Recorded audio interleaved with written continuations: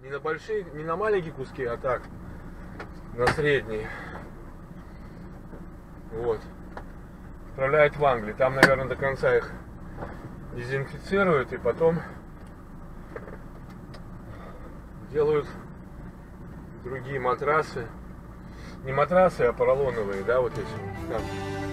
Ну, сейчас мы опять едем на весы. Будем передом заезжать. Я не понял, зачем задом тут заезжать. Я могу передом заехать, потом вот так же раскантоваться и уехать. Правильно? Зачем?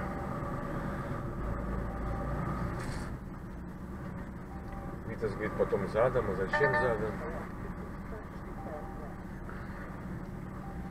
Сейчас мы заедем обратно на Вясики.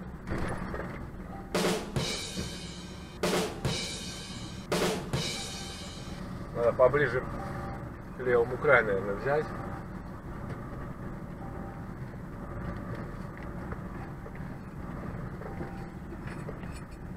Чтобы было все красиво, так скажем.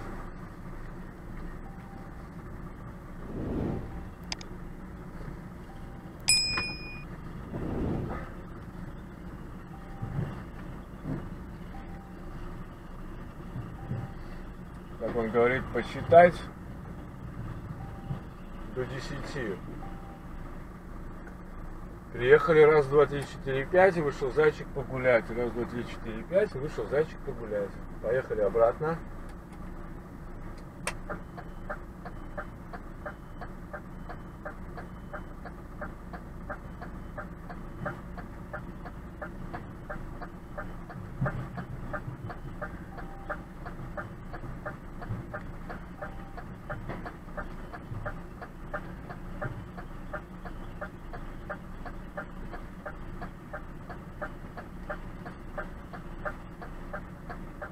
Пойдем за документами.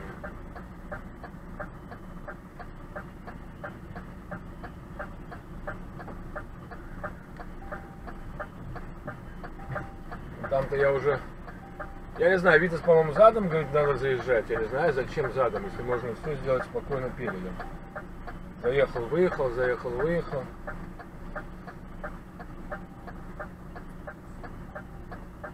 Мне так кажется, я не знаю, кто-то, может быть, по-другому думает, конечно. Мне кажется, так проще. Сейчас я сюда раскантуюсь.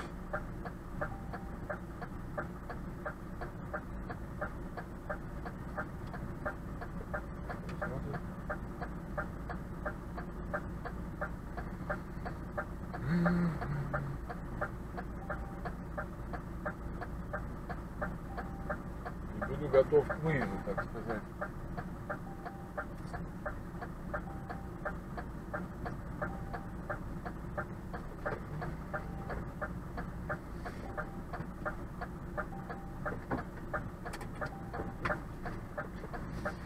Сейчас вот сюда заеду передом.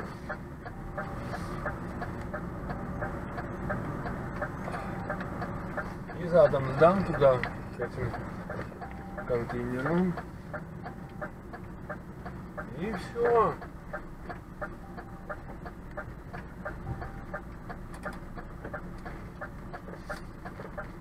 Надо выбирать легкие пути. Жизнь нам и так как бы преподает не уроки, а задачи. Так, сейчас встану и потом пойду получать документы. А весы мы освободили, кто-то заедет сейчас на весы. Витас говорит, надо сразу выезжать. Ну, нормальный парень, но немножко суетливый. Что значит нормально выезжать? Я, например, никогда никого не тороплю. Спокойно сделал свое дело. И, как говорится, гуляй смело, правильно? Так же самое и я должен сделать свое дело, чтобы потом гулять смело. Я вот сейчас освобождаю место для того, чтобы кому надо, он заедет на весы. И все. И пойду заниматься своими делами, получать документы. Все просто, ребят. Пойдем получать документы. Итак, драуги, друзья мои, завершили погрузку, все оформили, документы оформили. Теперь можно ехать. Едем мы обратно в Си-Сити. Все в порядке. Очень мне здесь понравилось. Реально, очень все хорошо, очень все любезно. Хочешь кофе, хочешь бульон, хочешь чай, хочешь туалет, хочешь душ, все что угодно.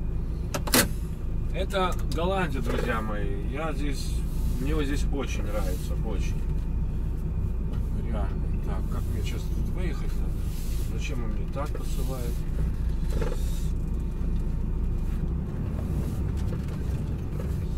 Так. Люди очень так хорошо относятся. Без всяких выстебов. Доброжелательно вообще.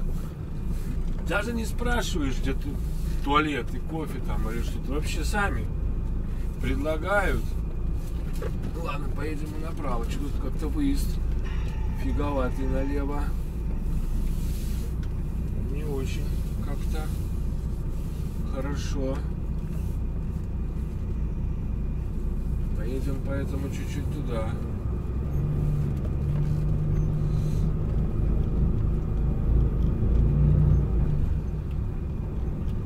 Почти 24 тонны у меня этого поролона.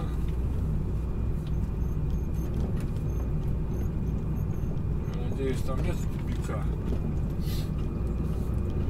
Так. Поехали. В этом ракурсе поедем. Немного проедем. 143 километра мне, да? Ехать. Блин, забываю молоточки ставить хотя бы на пару минут. Ну ладно. Все закрыл, документы оформил. Все уже на автомате, ребята, происходит. Но главная, очень важная вещь, все-таки не торопиться. Не надо торопиться, к хорошему это не приведет. Особенно при закрывании дверей. Я столкнулся с этим, когда был на стажировке. Мы с Андреем закрыли дверь, поставили пломбу, посмотрели наверх, а крючок наверху не закрылся. Вот это проблема. Потому что в таком случае, если попадет вода, ребята, это ваши проблемы. Ну, поэтому тоже, в принципе, ничего страшного. Главное, что ты не уехал, чтобы не возвращаться. Я пошел, объяснил ситуацию, сказал, что не закрылось. И чтобы поменяли, дали другую пломбу. Но они мне не дали пломбу, они записали мне нашу пломбу. Потому что с пломбами у них как-то... Ну, чтобы не было выстёба, Дали бы, но я им предложил, что я свою пломбу поставлю. Они просто ее вписали в список, ввели документацию, в информацию и отослали дальше. Именно эта пломба находится. Поэтому проверяйте всегда двери, чтобы не было лишних телодвижений, да, и чтобы вы не нервничали, что и как. Потому что... Ну а так в ЦМРке я обычно вписываю, букинг, номер букинга и драйвер ордер. Номер прицепа там уже был вписан. О, не прицепа, номер контейнера уже был вписан в ЦМРке. Кстати, ЦМРка уже была готова. Интересно.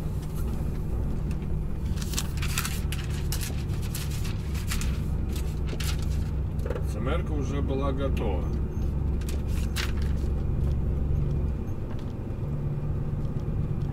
Рейтинг мне пришел, понял, каким-то Лигума. Понял я, что-то мне там пришло. Попозже посмотрю. Ты включил, что ли, обогрев сиденья? Ну, сейчас понемногу выбираемся. Да, Витя сказал, хотя фигня. Есть здесь места, есть здесь паркинговые места, чуть дальше, но здесь зона, да, не забываем. Зона, если вы прицеп можете оставить, но то сами стоять не можете. Но еще раз повторюсь, ребята, это не столь так, как бы, вы сами должны чувствовать ситуацию, можно стоять или нельзя стоять, понимаете? Одно дело вы стоите там, сутки, двое, да, а другое дело вы встали спокойно там вечером, там, в 6, и в 5 уже двинулись. Никто вас... 99%, что вот там, например, стоит чудак. 99%, что вас никто не будет проверять. Проверят вас только по вызову, если вызовет фирма, да. И то бывали случаи, у меня даже один раз такой был случай, у Витька таких много случаев, что он идет, видит, что сидит человек на проходной, да, он останавливает машину, идет на проходную, которая рядом, и говорит: такая ситуация, у меня со временем беда, дружище. Могу ли я здесь стать на ночь до 6 утра возле забора? А знаете, что самое интересное? Бывали случаи такие, что помимо того, что говорит: да, стой, нет проблем, блин, туалет вот здесь, если хочешь, то есть все 50. А бывали случаи, что вообще говорит: а знаешь что, заезжай на территорию, а потом выйдешь в 6 утра. Что здесь такой район, то есть все 5-10. Понимаете? То есть очень много зависит от человеческого фактора, ребята. Очень много. Как-то вот такая вот ситуация. Просто опять это о чем говорит? Никогда не бойтесь спросить, заинтересовать человека, показать ему, что он немножко главный, что он имеет право на принятие какого-то решения. Это очень восхваляет его. Если вы об этом ему сами напоминаете, это одно. А если он придет злой, начнет, это уже другое. Поэтому лучше надо опередить ситуацию и показать, что вы дружелюбны. Так вот сложилась ситуация, что вот вы не можете как бы ехать дальше, у вас время закончилось. Можно ли постоять здесь возле забора? А дальше уже зависит от вас, от вашей способности коммуницировать с людьми, потому что все люди разные. И, ну, смотрите сами по настроению. Я тоже очень часто так пользовался такой ситуацией, спрашивал. Но я говорю, один раз мне прямо так и сказали, и это было, в Голландии это и было. Или во Франции. Не, в Голландии, по-моему, было. Первый раз я там вообще офигел. Я приехал на завод загружаться. Завод уже закрыт, то есть не грузят.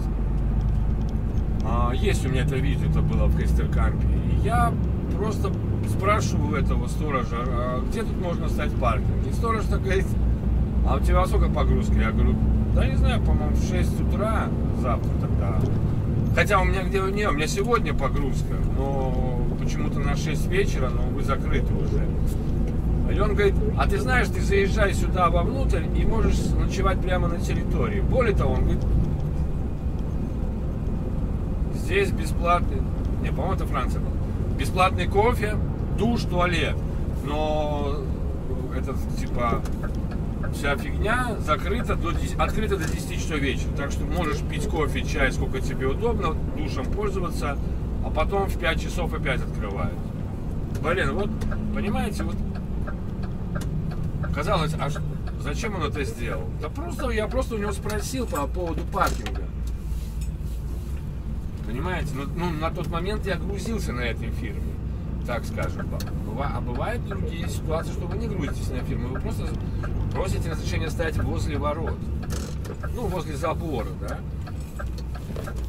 Но всегда не забывайте, если есть возможность спросить, человек там, вы видите визуально человека, лучше спросите, потому что он сторож, мало ли что он подумает, что вы там приехали стоять, и вызовет полицию. Вот тогда это чревато. Другое дело, когда нету сторожа, некого спросить, ну тогда, значит, как есть, так есть. Вот. Ну как вам ракурс? Вы сразу, ребята, пишите в комментариях. И не надо стесняться писать в комментариях, ребята. Вот, как вам объяснить? Мне как бы и выгоднее, и удобнее, что вы что-то пишете в комментариях, а не в личных сообщениях. Я часто отвечаю и говорю: а почему не пишешь в комментариях? Почему не спрашиваешь в комментариях, в чем проблема? Я отвечаю на все комментарии.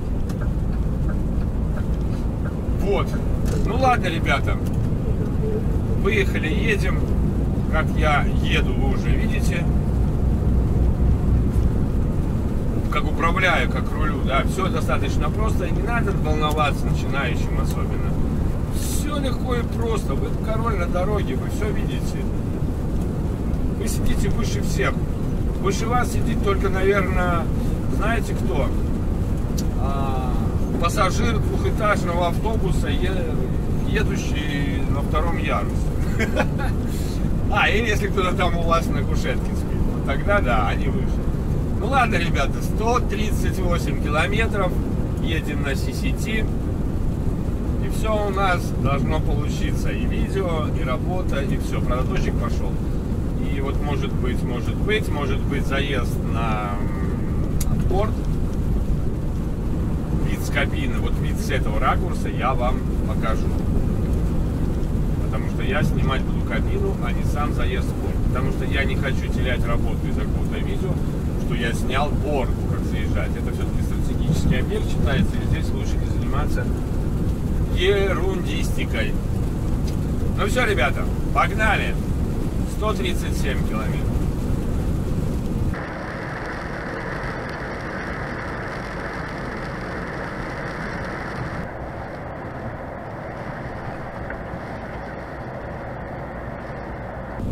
Приближаемся, друзья мои, к порту. Ну как приближаемся? 60 километров еще осталось. Получил задание очередное. Поеду я в Бреду, Евроринг. Я там уже был. Там нормальная такая экспедиция, интересная. Все на компьютере, там вводишь данные с паркинга, потом заезжаешь. Даже двери на контейнере не надо открывать. Вот это интересно. Но мне надо будет... там будет другой контейнер. Но сам факт. Заезжаешь, они сами открывают, потом сами закрывают. Ты выезжаешь, потом только документы вставляешь во все эти дела. Вот. Так что я обратно в порт. Я думаю, такой план будет у меня сегодня, как я вам говорил, что приеду, сдам контейнер маленький, коротенький рейсик сделаю, и потом возьму контейнер и куда-нибудь опять, небось, на Германию, ну куда-нибудь подальше. То есть поеду в сторону загрузки и встану на отдых. Вот в таких моментах, да, очень хорошо пораньше начинать. Реально. Ну, есть еще один такой момент. Я уже говорил, что я столкнулся с ним, что приехал пораньше. Раньше встал, приехал пораньше на тот же Lidl. А потом оказалось, что там надо было ждать. И в итоге я очень поздно заканчивал. Поэтому лучше ко времени подъезжать. Никто не гонит, никто не торопит. Вот. А что еще? А другой момент был, помните, недавно я взял типа чужие эти самые, как это называется, чужой груз якобы.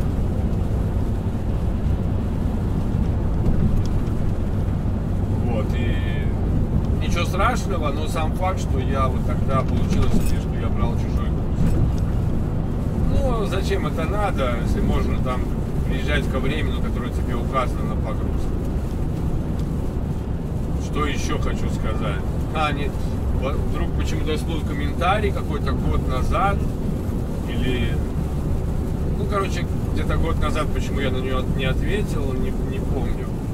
Но суть такая, вот смотрите, ребята, мы же всегда всем желаем, там, типа, ни гвоздя, ни жезла, шершавенькой, да, да, хорошей дороги. Комментарий таков. Что-то тебе какие-то легкие экспедиции даются. Надо, чтобы ты поработал на Эвелсе. Почему-то кто-то считает, что Эвелс это плохая экспедиция, очень трудно там. Не знаю, поработал нормально. Там единственное неудобство то, что перецепы делаются в каких-то местах, таких, знаете, как типа на улицах прямо. Одно неудобство в этом. Но я к чему клоню? Вот, ребята, смотрите, неужели мы на словах говорим одно, желаем человеку хорошей дороги, хорошей, спокойной работы, да, все эти дела. А с другой стороны, ну как вот можно писать комментарий, желая человеку трудностей? Вот это необъяснимо. Я не понимаю, это зависть, что ли, или что? Но вот я сейчас работаю на этой компании. Кто-то из вас хочет мне пожелать, чтобы я пошел работать в Диртеку или в Крейс? Да, ребята, блин, да, это несерьезно. Я никому не желаю трудной работы, плохой компании, на плохих экспедициях, наоборот.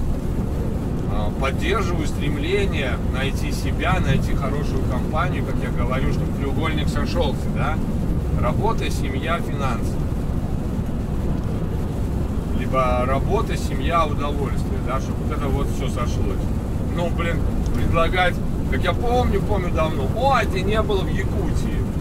А зачем я должен быть в Якутии, я не понял. Мне там что?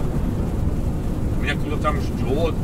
Или это к тому, что столкнешься с трудностями? Да нафига мне надо искать работу? Кто-то из вас вообще ищет работу, в которой трудно работать? Трудно, плохо, противно, плохо платят, плохое отношение, плохие машины. Вот кто-то реально ищет такую работу? Скажите мне, блин.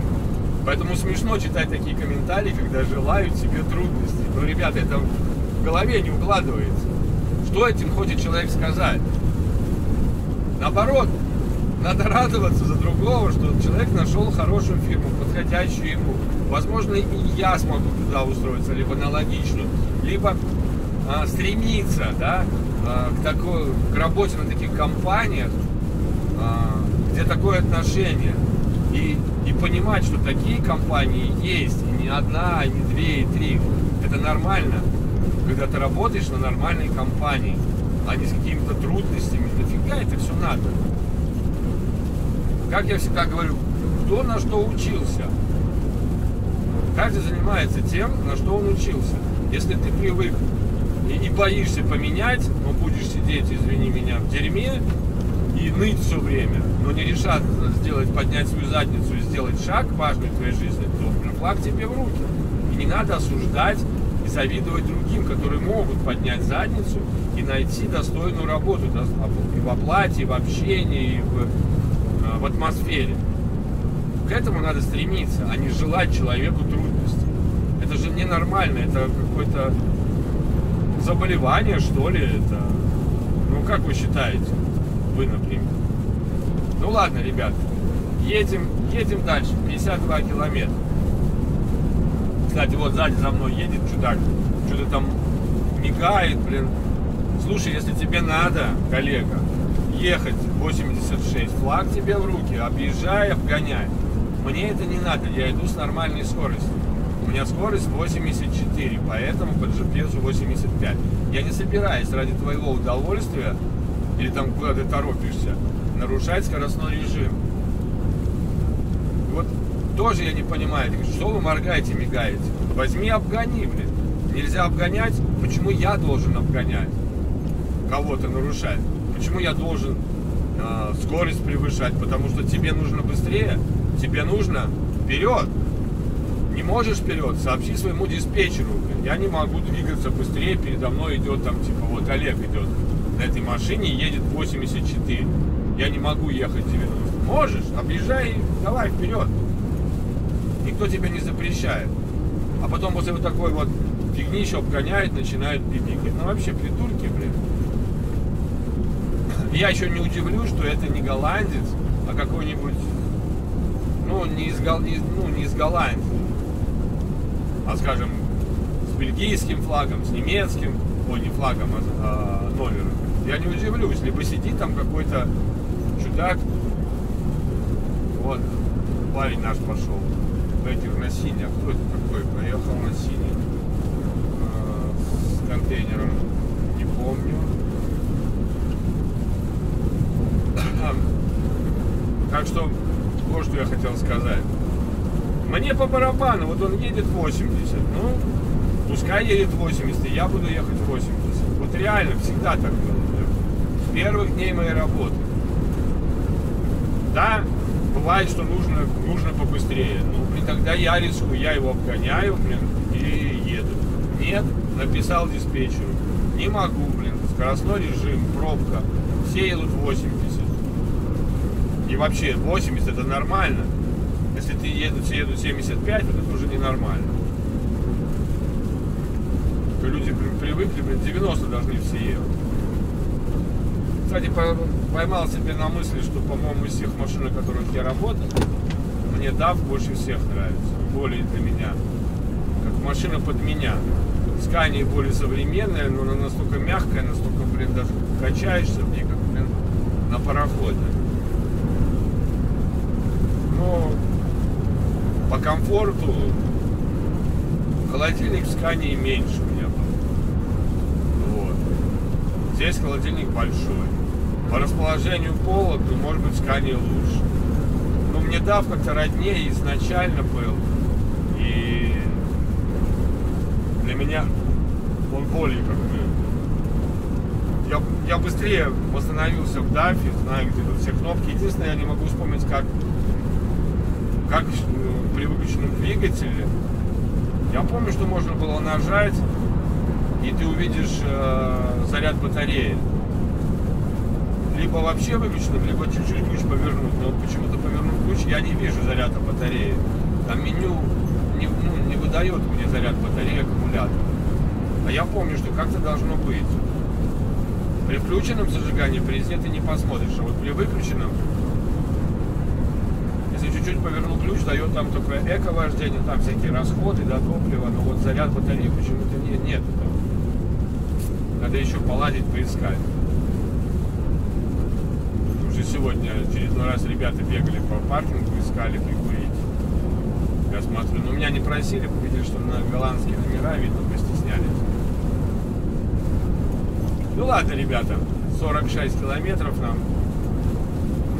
Задание ясно. Сдаем, берем Бреда, возвращаемся обратно. Я думаю, либо на Германию пойду, либо вот куда-то где-то здесь.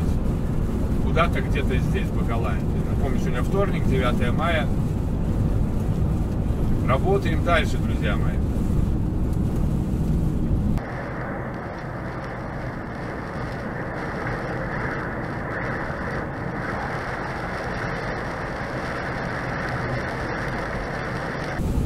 Поехал коллега на польских номерах, с польской компании. Вот. Чуть не забыл. Мне бы надо бы заправиться. Но если у меня погрузка в 2 часа и с контейнерами быстро разберусь, то заеду на заправку. Там как раз по этой дороге мне ехать. Заправиться. Надо Экблу, наверное, заправить. Там еще больше половины, но все равно. Уже. Посмотрим, что там по времени. Ну, должно хватить. 400 метров до поворота. До съезда 300 метров. Когда будем съезжать. И уже поедем в порт.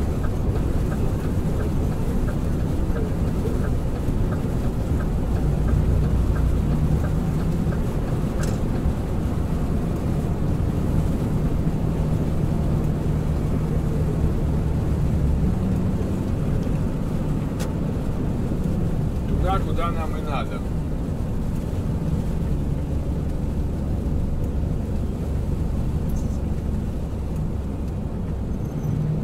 Как я и говорил про эту желтую фуру. Бельгиец поехал. Я там посмотрел на одном повороте. Он начал там бибикать уже эти. Бусу что-то там, какой-то нервный чудак. Какой-то странный. Перестроился из первой полосы наполовину во вторую полосу кабины. Это просто... Там нормальный, блин, поворот. И начинает этому бибикать бусу, блин. Бус ему бибикает, типа, ты куда поехал? Они стояли вместе с бусом на светофоре. Бус поехал, и он поехал. Этот начал смещаться. Ну так странный чудак. Ты думаешь, если на фуре тебе можно во все полосы лезть? Если ты хочешь залезть в другую полосу, убедись, что там никого нету, и тогда ты залезай. А не так. Взял и поехал. По-любому будешь виноват, если произойдет авария, а у тебя фура на другой полосе стоит. Ну так тоже нельзя. Да, есть там узкие. Ну а там, кстати, нормальный поворот, нормально ты вписываешься в полосу. Проходишь, бывает, 10 сантиметров там до барьера. Но не 3 же метра надо проходить. Ну, ладно, еще вот такие вот, не знаю, неадекватные водители попадаются у нас. Все им должны, но он всегда прав. Ну ладно, это все фигня, значит, сколько сейчас время? 11:42. по-моему, 25 километров было до Бреды. Там причем хорошая Бреда, не та Бреда, которая через Мейер, там в районе Мейера уходить. Там немножко получше. Местечко было поспокойнее, и главное не въехать в поворот в правый там, как навигатор поведет, а дальше проехать с левой стороны заезд. Все очень там хорошо. Единственное, там выезд надо, блин, заламывать машину, а может быть там надо просто больше брать и выезжать через другие ворота. Первый раз я так и не понял, пришлось мне там ехать вперед и там разворачиваться. Что как-то слишком близко к забору я стоял, к вороту. Ну а мы уже, вот видите, уже сейчас, может быть, кого-то встречу. А кого я могу встретить? Андрея, Витаса, Михаса, Марсела. Вот и из них, а может и никого не встречу. Посмотрим. Матрац, наверное, пойду на 411. Ой, как пусто, тут стоит один прицеп A2P, а фуру я не вижу. Как там чайка наша, Косгард.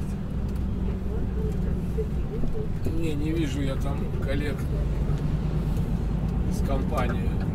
Хорошо, сейчас заедем, никому не надо дорожку давать. Впереди справа место, где я обычно отдыхаю, если надо мне 45-ку постоять. Ну, 45 минут паузочку, туда налево. Я не стою вот здесь. Даже если документы надо оформлять. Зачем здесь стоять? Ты здесь мешаешь всем.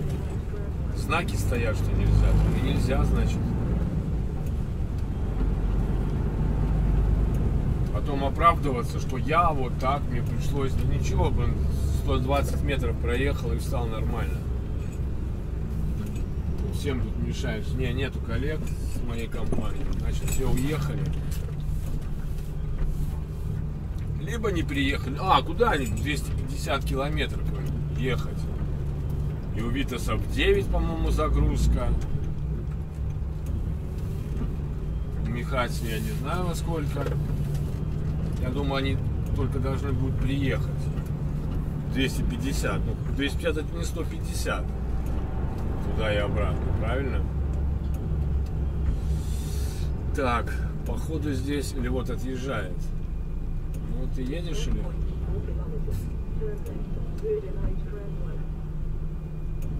Завел, двигатель не поехал, да? Ладно, мы поедем, там есть место, по-моему. Пропускает, может быть, этого. Ну.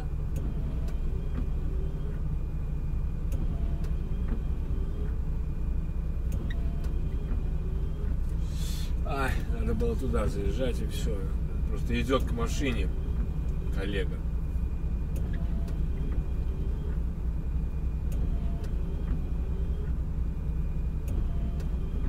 Ой, как ему тяжело идти. Ёхай, блин.